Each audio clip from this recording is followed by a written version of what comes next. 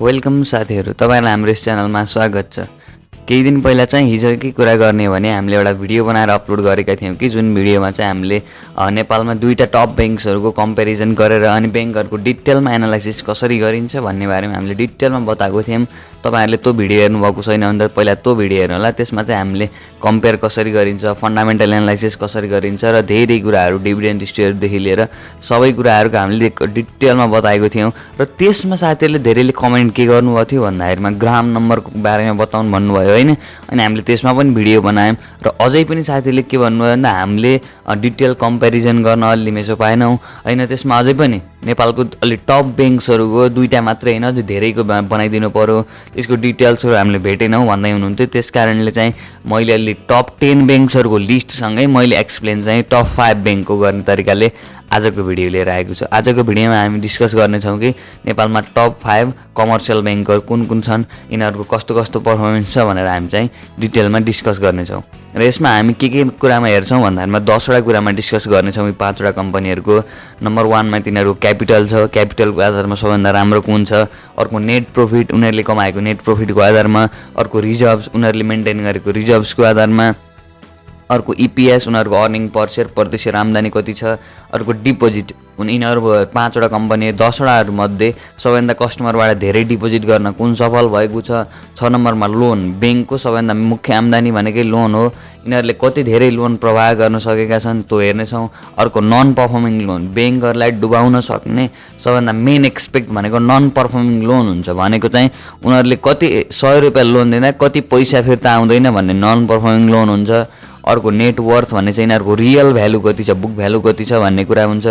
अर्को चाहिँ interest income, यिनीहरुले ब्याज कटाएर पाएको इन्कम चाहिँ कति छ, कस्टमरहरुबाट पैसा उठाएर अन्त इन्भेस्ट गरेर त्यहाँबाट कस्टमरहरुलाई फिर्ता ब्याज दिएपछिको इन्कम कति छ।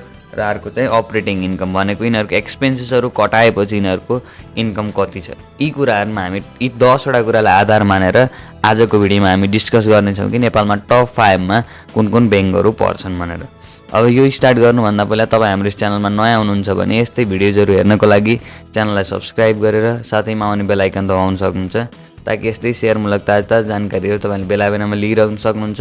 र तपाईलाई अरु कुनै भिडियोको आवश्यकता छ भने तपाईले कमेन्ट गर्न सक्नुहुन्छ, हामीले त्यसमा पक्कै पनि भिडियो बनाउने छौं। यसरी नै यो पनि साथीहरुले कमेन्ट गरेकोबाट हामीले भिडियो बनाएका छौं भनेपछि तपाईहरुको आवश्यकता आधारका आधारमा हामीले भिडियो बनाउने गर्छौं। र साथीहरुलाई म के अपडेट दिन्छु भन्दाखेरिमा अब यस्तै आज जस्तो बैंकहरुको बनाइएको छ त्यस्तै हामीले अब इन्स्योरेन्स कम्पनीहरुको, माइक्रो फाइनान्सहरुको पनि बनाउँदै छौं। त्यसकारणले त्यहाँ त्यो बेल बटनलाई चाहिँ अलमा गरिदिनु होला नोटिफिकेसन, ताकि यस्तो अपलोड हुनेबित्तिकै तपाईसँग पुग्छ।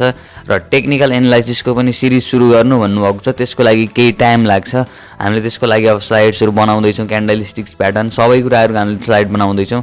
त्यसकारणले त्यसलाई हल्का टाइम लाग्छ, त्यसको लागि पनि सब्स्क्राइब गरेर बस्नु होला। अपलोड हुनेबित्तिकै तपाईसँग नोटिफिकेसन आउँछ। भनेपछि आजको भिडियो अब हामीले स्टार्ट गरौँ। सबैभन्दा पहिला हामी पेड अफ क्यापिटल र रिजर्भबाट हेर्छौं। मैले तपाईलाई यहाँ लिस्टहरुको लिस्ट निकालेको छु। पेड अफ क्यापिटलमा हेर्नुहुन्छ भने सबैभन्दा राम्रो चाहिँ ग्लोबल आईएमई को देखिन्छ, जुन चाहिँ अहिले मैले यहाँ सबै डेटाहरु जुन छन् यी सबै अर्बमा छन् है त, सबै अर्बमा रहेको छन्। ग्लोबल आईएमई को चाहिँ 18.9 लगभग 19 अर्ब के पेड अफ क्यापिटल रहेको छ क्यापिटलको आधारमा। अनि नेपाल इन्भेस्टमेन्ट बैंक आउँछ। नेपाल इन्भेस्टमेन्ट बैंकले चाहिँ लामो समयदेखि राम्रो डिभिडेन्ड दिएको थियो भने अहिले चाहिँ यसको परफर्मेन्स धेरै खस्केको छ, लास्टै खस्केको छ। ग्लोबल आईएमई को हल्का रिमर्सहरु पनि आइरहेको छ। प्राइम कमर्शियल बैंकको चाहिँ लगभग 14 अर्ब रहेको छ। एनएमबी बैंक राम्रै छ, त्यो पनि लगभग 14 अर्ब छ भने मेगा बैंकको चाहिँ 13.1 अर्ब यसको पेड अफ क्यापिटल रहेको छ। हाम्रो अलराउन्ड परफर्मेन्समा सधैँ माथि रहने नोबेल बैंक चाहिँ यो लिस्टमा अलि तल छ, त्यसको पेड अफ क्यापिटल हल्का थोरै छ। अब अर्को एक्सपेक्ट भनेको चाहिँ हाम्रो अब रिजर्भ्सको कुरा हुन्छ। अब रिजर्भ्समा हेर्नुहुन्छ भने पेड अफ क्यापिटल भनेको तपाईले बुझिहाल्नु भयो कि उनीहरुको चुक्ता पुँजी कति छ भनेको हो। पेड अफ क्यापिटलमा त्यस्तो धेरै लफडा गर्नुपर्ने केही पनि छैन। सिम्पल कम्पेयर गर्दाखेरिमा पेड अफ क्यापिटलमा पनि हेर्न पर्ने भएर हामीले पेड अफ क्यापिटल हेरेको है त। नत्र पेड अफ क्यापिटलले नत्र त्यस्तो खासै फरक पार्दैन कुनै कम्पनीलाई, अरु एक्सपेक्ट त्यसको राम्रो छ भने। अब अर्को आउँछ रिजर्भ्स। रिजर्भ भनेको एकदम इम्पोर्टेन्ट हुन्छ, तपाईले बुझ्नुहुन्छ होला। मैले अघिल्लो भिडियोमा पनि एक्सप्लेन गरेको थिएँ। रिजर्भ भनेको त्यो कम्पनीले आफूलाई चाहिँदाखेरिलाई निकाल्न भनेर आफ्नो कोषमा कति राखेको छ भन्ने कुरा बुझे हुन्छ। रिजर्भ भनेको आफ्नो कोषमा कति राखेको छ। भनेको त्यसले अब कुनै वर्ष त्यसले प्रफिट कमाउन सकेन र आफ्नो डिभिडेन्ड बाँड्न पऱ्यो भने रिजर्भबाट निकालेर पनि डिभिडेन्ड दिन सक्छ। भनेपछि हामी जस्तो इन्भेस्टरहरूको लागि रिजर्भ्स एकदम इम्पोर्टेन्ट हुन्छ। रिजर्भ्सको कन्टेक्स्टमा हेर्ने हो भने नेपाल ब्याङ्क सबैभन्दा माथि रहेको छ, जसको 18.8 अर्ब भनेको लगभग 19 अर्ब रिजर्भ रहेको छ। त्यो धेरै राम्रो। त्यस पछाडि हाम्रो अलराउन्ड पर्फर्मेन्स सधैँ टपमा रहिरहने नोबेल ब्याङ्क छ 15.7 अर्बको साथमा, अनि राष्ट्रिय वाणिज्य ब्याङ्क छ 14.4 अर्बसित, अनि एग्रिकल्चरल डेभलपमेन्ट ब्याङ्क भनेको एडिबिएल पनि माथि रहेछ। यसमा एडिबिएलले पनि राम्रो पर्फर्मेन्स गरिरहेको छ। एडिबिएलको चाहिँ 13.4 छ। अनि त्यस पछाडि हेर्नुहुन्छ भने नेपाल इन्भेस्टमेन्ट ब्याङ्क पनि यसैमा रहेको छ। त्यो भनेको चाहिँ यसमा चाहिँ हल्का तल लिस्टमा रहेको छ, त्यही पनि यसको पर्फर्मेन्स चाहिँ राम्रै छ भन्न हामीले सकिन्छ। अब यस पछाडि जानियो भने अब यस पछाडि हाम्रो यी 10वटा लिस्टहरूमध्ये यहाँभन्दा तल तपाईँले एभरेस्ट ब्याङ्क पनि देख्न सक्नुहुन्छ। रिजर्भमा एभरेस्ट ब्याङ्कको पनि ठिकै राम्रो देखिन्छ, ग्लोबल आइएमई पनि 10 अर्ब भनेपछि यी दुईटाको पनि रिजर्भ चाहिँ ठिकै मानिन्छ। हाम्रो अन्त टपमा रहने एनआइसी एसिया चाहिँ यो लिस्टमा रिजर्भमा चाहिँ अलिक तलै परेको छ। अब हुन त त्यो स्टार्टिङ फेजमा भएर पनि होला, तैपनि यो लिस्टमा चाहिँ हल्का तलै परेको छ। तर यसको रिजर्भ ग्रोथ हेर्ने हो भने एनआइसी एसिया पनि राम्रो देखिन्छ। भनेपछि यी दुईटाको कुरामा टप 5 मा चाहिँ यसरी भयो हाम्रो लिस्टमा। अब हामी अगाडि बढ्छौँ यसको नेट प्रफिट र इपिएस तर्फ। यिनीहरूले कमाएको नेट प्रफिट र यिनीहरूको अर्निङ पर सेयर के कस्तो छ भन्ने कुरामा हामी डिस्कस गर्छौँ। अब सबैभन्दा पहिला आउँछ राष्ट्रिय वाणिज्य ब्याङ्कले राम्रो नेट प्रफिट कमाएको छ। राष्ट्रिय वाणिज्य ब्याङ्क उता लिस्टेड नभएको कारणले यसलाई हामीले राम्रोसँग डिटेल हेर्न सक्दैनौँ। तैपनि यहाँ नेट प्रफिटमा सबैभन्दा धेरै राष्ट्रिय वाणिज्य ब्याङ्कले कमाएको छ। त्यस पछाडि हाम्रो सधैँ टपमा रहिरहने नोबेल ब्याङ्क यहाँ चाहिँ टपमै छ। नेट प्रफिटको आधारमा 3 अर्ब 56 करोड चाहिँ नोबेल ब्याङ्कले कमाएको छ। त्यस पछाडि हेर्नुहुन्छ भने एग्रिकल्चरल एडिबिएल चाहिँ एकदम माथि एकदम राम्रो गरेको छ त्यसले। नोबेल ब्याङ्क पछाडि चाहिँ एडिबिएल छ जुन 3.142 अर्ब छ। अनि त्यस पछाडि एनआइसी एसिया, यसको त हामीले अघिल्लो पटक पनि बताएको छौँ 3.12 अर्ब, जसले एकदम राम्रो प्रफिटमा ग्रोथ ल्याएको छ। नोबेल ब्याङ्कको यो प्रफिट घटेको, अघिल्लो वर्ष 4 अर्ब थियो भने अहिले 3 अर्ब 56 करोड भनेको घटेको छ नोबेलको। तैपनि नेट प्रफिट राम्रो भए पनि त्यसको नेट प्रफिट घटेको भयो घट्नलाई एनआइसी एसियाको चाहिँ बढेको छ। र अर्को चाहिँ ग्लोबल आइएमई छ जुनको पनि 3 अर्ब नै 3 अर्ब नै रहेको छ नेट प्रफिट। भनेपछि नेट प्रफिटको आधारमा टप 5 को हेर्नुहुन्छ भने राष्ट्रिय वाणिज्य ब्याङ्कलाई छोड्ने हो भने नेपाल इन्भेस्टमेन्ट ब्याङ्क पनि त्यसैमा पर्छ। अब हामीले कुरा गर्छौँ अर्निङ पर सेयर। सबैभन्दा धेरै अर्निङ पर सेयरको कुरा गर्ने हो भने त अर्निङ पर सेयरको आधारमा पनि सबैभन्दा टपमा त राष्ट्रिय वाणिज्य ब्याङ्क नै छ। तैपनि त्यसलाई हामीले छोड्यौँ भने अनि त्यस पछाडि नोबेल ब्याङ्क नै छ। भनेपछि हाम्रो सबै लिस्टमा सधैँ टपमा पर्ने नोबेल ब्याङ्क नै हो। यसको पनि 35.32 यसको अर्निङ पर सेयर रहेको छ। अर्को कुरा गर्नुहुन्छ भने एडिबिएल पनि यहाँ टपमा आएको छ। एडिबिएलको पनि राम्रो पर्फर्मेन्स देखिन्छ, 32.88 यसको अर्निङ पर सेयर छ। एनआइसी एसिया 32.12 मा छ। एभरेस्ट ब्याङ्क पनि यसको राम्रो देखिन्छ। एभरेस्ट ब्याङ्कको कुरा गर्नुहुन्छ भने पनि एभरेस्ट ब्याङ्क चाहिँ 29.37 यसको अर्निङ पर सेयरसँग राम्रो आफ्नो स्थान बनाएको छ। भनेपछि नेट प्रफिट र इपिएसको आधारमा चाहिँ हाम्रो लिस्ट यस्तो देखिन्छ, जसमा Nobel bank, ADBL, NIC Asia, global IME टपमा देखिन्छन्। नेट प्रफिटको आधारमा भने इपिएसको आधारमा हेर्ने भने नोबेल ब्याङ्क, एग्रिकल्चरल ब्याङ्क अनि एनआइसी एसिया र एभरेस्ट ब्याङ्क चाहिँ राम्रो देखिन्छन् यतापट्टि गर्दाखेरि। अब हामीले अर्को एक्सपेक्टतिर पनि हेर्छौँ। तपाईँहरूले सबै स्क्रिनसट गरेर मजाले आफै डिटेल एनालाइसिस गर्न सक्नुहुन्छ। मैले सर ओभरभ्यू दिइरहेको छु है। तपाईँहरूले यो डिटेलहरू पत्ता लगाउन गाह्रो भयो भन्दै हुनुहुन्थ्यो, अनि सर र मैले पनि बताइदिन्छु भनेर यो भिडियो बनाएको। अब यहाँबाट तल जाने हो भने डिपोजिट एन्ड लास्टमा मैले रिभ्यू दिनेछु, सबैको समरी दिन्छु। लास्टमा छ डिपोजिट एन्ड लोन भनेको उनीहरूले कस्टमरबाट कति डिपोजिट गर्न सफल भएको छन् भन्ने कुरामा सबैभन्दा टपमा डिपोजिटको कुरा हेर्ने राष्ट्रिय वाणिज्य ब्याङ्क नै छ। राष्ट्रिय वाणिज्य ब्याङ्कले धेरै डिपोजिट गरेको छ। अब यसलाई हामीले छोड्यौँ भने नम्बर 1 मा चाहिँ ग्लोबल आइएमई ब्याङ्क देखिन्छ, जसको चाहिँ 212 अर्ब डिपोजिट रहेको छ। अनि त्यस पछाडि एनआइसी एसिया 201 अर्ब रहेको छ। अनि नोबेल ब्याङ्क 190 अर्ब र नेपाल इन्भेस्टमेन्ट ब्याङ्क 166 अर्ब।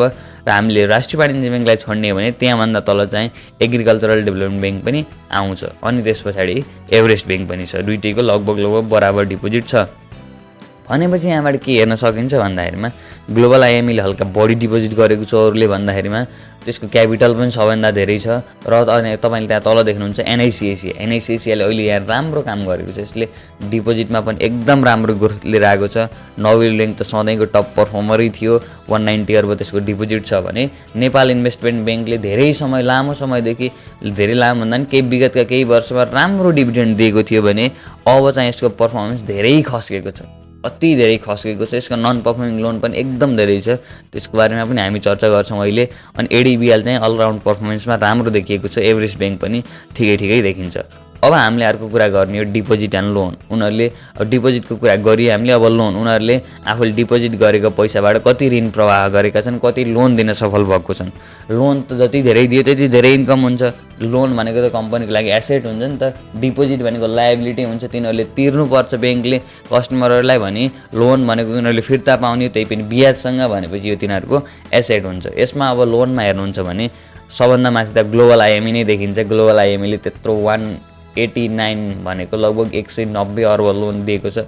यो चाहिँ धेरै ठुलो कुरा हो। त्यति हो कि यसको नन पर्फर्मिङ लोन एकदम कम भइदिने नि, यहाँभन्दा धेरै राम्रो केही पनि हुन्थेन। अब हेरौँ यसको नन पर्फर्मिङ लोन कस्तो छ भन्ने कुरा त।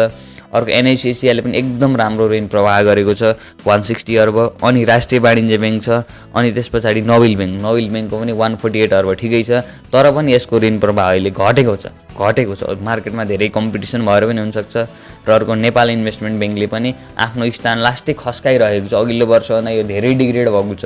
अघिल्लो वर्षभन्दा त्यसको त 20-30% पर्फर्मेन्स घटेको छ। भनेपछि यहाँबाट तपाईँले देख्न सक्नुहुन्छ कि टपतिर ग्लोबल आइएमई, एनआइसिएसिआई, नोबेल ब्याङ्क यस्तो ब्याङ्कहरू टपतिर देखिए यो लोनको कुरामा पनि। भनेपछि जसले धेरै डिपोजिट गर्यो, जसले धेरै लोन दियो, त्यो पनि राम्रो हामीले मान्न सकिन्छ। त्यसको नेट प्रफिट चाहिँ राम्रो छ भने। अब यहाँभन्दा तल एग्रिकल्चरल ब्याङ्कको हामीले सधैँ कुरा गरिरहेको थियौँ भने यो लिस्टमा चाहिँ हल्का तल परेको छ, त्यही पनि यसको पर्फर्मेन्स चाहिँ राम्रो छ। 123 लोन प्रवाह गरेको छ, 143 अर्ब डिपोजिट गरेको छ, एकदम राम्रो छ। एभरेस्ट ब्याङ्क पनि ठिकै देखिन्छ यसमा। एभरेस्ट ब्याङ्कको चाहिँ लोन प्रवाह अलिक कम रहेछ, 112 अर्ब। यो चाहिँ हल्का यसको नराम्रो एक्सपेक्ट हुन सक्छ। अब अर्को हामीले कुरा गर्नुपर्दा चाहिँ यसमा चाहिँ हामीले अब अर्को एक्सपेक्ट के छ भन्दाखेरिमा non performing loan and net भन्ने छ। यिनीहरूले नन पर्फर्मिङ लोन भनेको तपाईँलाई अघि नै मैले बताएँ भनेको उनीहरूले कति 100 रुपियाँ लोन दिए भने कति रुपियाँ अथवा पैसा फिर्ता आउँदैन भनिन्छ। 1% भन्दा माथिलाई एकदम नराम्रो मानिन्छ भने यहाँ त धेरै ब्याङ्कहरूको त 4% सम्म छ, जुन त एकदमै नराम्रो। तपाईँले सुन्नुभयो कि सुन्नु भएन, इन्डियामा एउटा एस ब्याङ्क भन्नेलाई लास्टै तनाव भयो, डुब्ने स्थितिमा थियो भने त्यो किन भयो भन्दाखेरिमा त्यसको नन पर्फर्मिङ लोन एकदम धेरै भएको थियो, 4% भन्दा एबभ भएको थियो। र हो त्यस्तो भयो भने चाहिँ एकदम नराम्रो हुन्छ ब्याङ्कहरूको लागि। यहाँ नन पर्फर्मिङ लोनमा देख्न सक्नुहुन्छ एकदम राम्रो मेन्टेन गर्न सफल एभरेस्ट ब्याङ्कलाई सल्युट गर्नुपर्ने भएको छ। यसमा 0.22% नन पर्फर्मिङ लोन भनेको एकदमै राम्रो हो। नेपालले 1% भन्दा तल भएको राम्रो मानिन्छ। एसबिआई ब्याङ्क देखिन्छ त्यस पछाडि हेर्ने हो भने, अनि स्ट्यान्डर्ड चार्टर्ड ब्याङ्क देखिन्छ, सानिमा ब्याङ्क देखिन्छ, माछापुच्छ्रे ब्याङ्क देखिन्छ। भनेपछि हामीले टप लिस्टमा भेटाइरहेको एनआइसिएसिआई, नोबेल ब्याङ्क यिनीहरूको चाहिँ हल्का बढी नन पर्फर्मिङ लोन छ, जुन चाहिँ 0.75 र 0.97 छ। तर त्यसलाई धेरै भन्न चाहिँ हामीले मिल्दैन, किन भन्दाखेरिमा 1% नेपाल राष्ट्र ब्याङ्कले क्राइटेरिया राखिदिएको छ भने 1% भित्र यिनीहरूले मेन्टेन गरेको छन्। त्यही हो नोबेल ब्याङ्कले चाहिँ अब बिस्तारै चाहिँ नन पर्फर्मिङ लोन घटाउनु पर्ने देखिन्छ। भनेपछि यो लिस्टमा चाहिँ हाम्रो एकदम राम्रो पर्फर्मेन्स दिन सफल भएको चाहिँ एभरेस्ट ब्याङ्क छ। अनि हामीले अरू लिस्टमा टपमा देखेको एनआइसिएसिआई, नोबेल ब्याङ्क चाहिँ यो लिस्टमा चाहिँ हल्का तल पुगेका छन्। यदि यिनीहरूले आफ्नो पर्फर्मेन्स कमब्याक गर्न सक्छन् भने यो तिनीहरूको लागि धेरै राम्रो एक्सपेक्ट हुन्छ। नन पर्फर्मिङ लोनले त्यस्तो धेरै असर गरिरहेको हुन्छ। त्यही हो कि त्यो कम्पनीहरूले राम्रो मेन्टेन गरेर कुनै वर्षले बढी भए पनि अर्को वर्ष घटाउन सफल भयो भने राम्रो हुन्छ भने नघटाएर झन् बढ्दै नन पर्फर्मिङ लोन गयो भने त तपाईँले बुझ्नुहोस् न, 100 रुपियाँ लोन दिएको छ, 2-4 रुपियाँ नै फिर्ता आएन भने तिनीहरूले अरबमा दिँदाखेरि करोड फिर्ता आउँदैन भने यस्तो ब्याङ्कलाई घाटा लाग्छ, डुब्ने चान्स हुन्छ। यहाँ त 0.22 भनेको के हो भन्दाखेरिमा एभरेस्ट ब्याङ्कको तिनीहरूले 100 रुपियाँ लोन दियो भने जम्मा 22 पैसा फिर्ता आउँदैन भनेको 0.22 रुपिज फिर्ता आउँदैन भनेको चाहिँ यसलाई राम्रो मानिन्छ ब्याङ्किङ सेक्टरमा।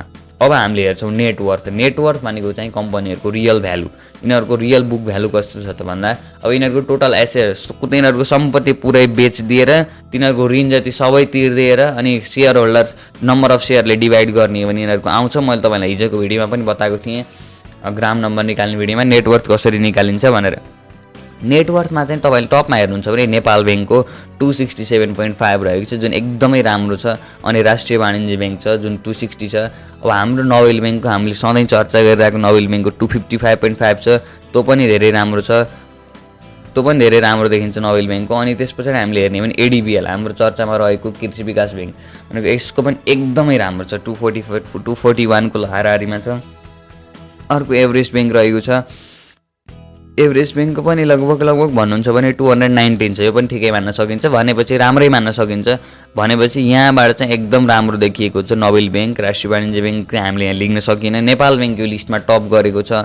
अनि नोबेल ब्याङ्क भयो, एडिबिएल भयो र एभरेस्ट ब्याङ्कहरूले यो लिस्टमा राम्रो पर्फर्मेन्स देखाएको छन्। त्यहाँभन्दा तल नेपाल इन्भेस्टमेन्ट ब्याङ्क पनि आएको छ। लगानीकर्ताहरू एकदम आकर्षित हुनुहुन्थ्यो केही समय पहिला नेपाल इन्भेस्टमेन्ट ब्याङ्कतिर भने, अहिले चाहिँ आकर्षण घटेको छ किन भन्दा त्यसको धेरै कुराहरूको पर्फर्मेन्स घटेको छ। अर्को चाहिँ एनआइसी एसियाको हामीले चर्चा गरेको छ, त्यो लिस्टमा अलि तल छ, 177 त्यसको नेटवर्थ छ। भनेपछि यहाँबाट हामीले देख्न सकिन्छ कि Nobel bank, Nepal bank, agricultural bank, Everest bank यिनीहरूको चाहिँ नेटवर्थ एकदम राम्रो देख्न सकिन्छ। यहाँ टप 10 लिस्टहरू छ, तर मैले चाहिँ मेनली टप 5 लाई मात्रै लिइराखेको छु है। तपाईँहरूलाई डिटेल लिन सजिलो होला, तपाईँले अरू ब्याङ्क पनि कम्पेयर गर्न सक्नुहुन्छ भनेर मैले यहाँ टप 10 लिस्टहरूको डिटेल प्रोभाइड गरेको छु। नत्र मैले टप 5 को मात्रै लिएर आउँथेँ। तपाईँहरूलाई अब स्ट्यान्डर्ड चार्टर ब्याङ्कको चाहिएला, हिमालयन ब्याङ्कको चाहिएला, मेगा ब्याङ्कको चाहिएला, त्यो पनि सबै यहीँबाट लिन सक्नुहुन्छ भनेर चाहिँ मैले यो चाहिँ टप 10 लिस्ट लिएर आएको छु। यसमा चाहिँ मैले एक्सप्लेन चाहिँ टप 5 को गरेछु। यो लिस्टमा चाहिँ राष्ट्रिय वाणिज्य ब्याङ्क अनि नोबेल ब्याङ्कहरू राम्रो देखियो। उहाँहरूको आउँछ interest income and operating income भनेको छ यिनीहरूको इन्कम के कस्तो छ भन्ने कुरामा, त्यो पनि यिनीहरूले इन्ट्रेस्टबाट कमाएको र अपरेसनबाट कमाएको इन्कमको बारेमा हामी यहाँ डिस्कस गर्छौँ। यसमा नम्बर 1 मा राष्ट्रिय वाणिज्य ब्याङ्क देखिन्छ।